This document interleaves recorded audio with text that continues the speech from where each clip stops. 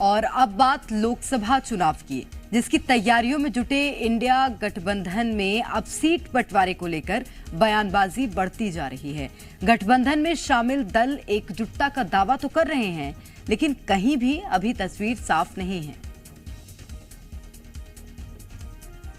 यही वजह है कि किसी भी राज्य में गठबंधन में शामिल दल कितनी सीटों पर मिलकर कहां चुनाव लड़ेंगे, इसका औपचारिक ऐलान नहीं हो पाया। हालांकि दावा यही किया जा रहा है कि गठबंधन में सीटों के बंटवारे को लेकर कोई मतभेद नहीं है।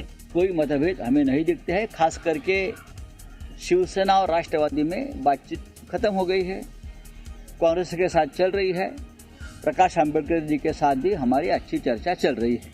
बताया जा रहा है कि 7 से 9 जनवरी के बीच गठबंधन के दलों की सीट बंटवारे को लेकर बैठक होगी, जिसमें आगे की तस्वीर लगभग साफ हो जाएगी।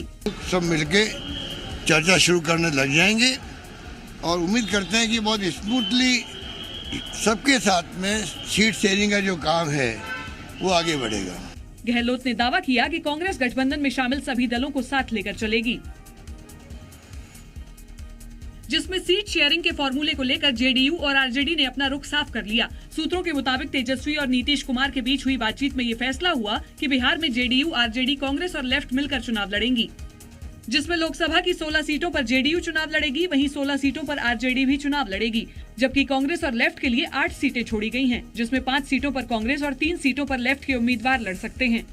सूत्रों के मुताबिक सीट बंटवारे की ये रणनीति जेडीयू आरजेडी ने तय की है, लेकिन अभी कांग्रेस और लेफ्ट की तरफ से इस पर कोई प्रतिक्रिया नहीं आई है।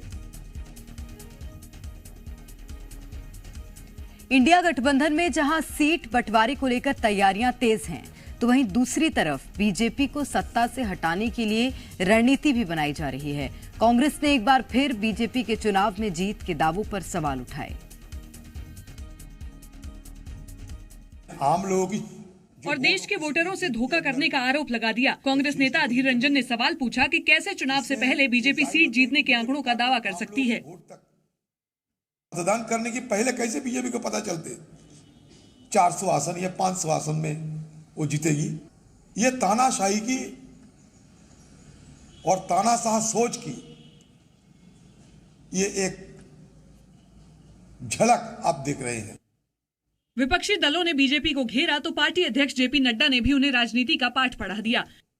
झूठ बोल करके राजनीति नहीं चलती, लोगों को धोखे में रख करके राजनीति नहीं चलती, भोले भाली जनता को धोखे में डाल करके राजनीति नहीं चलती है। लोगों के साथ जुड़ना पड़ता है, उनकी सेवा करनी पड़ती है, उनकी तस्वीर बदलनी पड़ती है, उनकी तकदीर बदलनी पड़ती है, तब जाकर के राजनीति।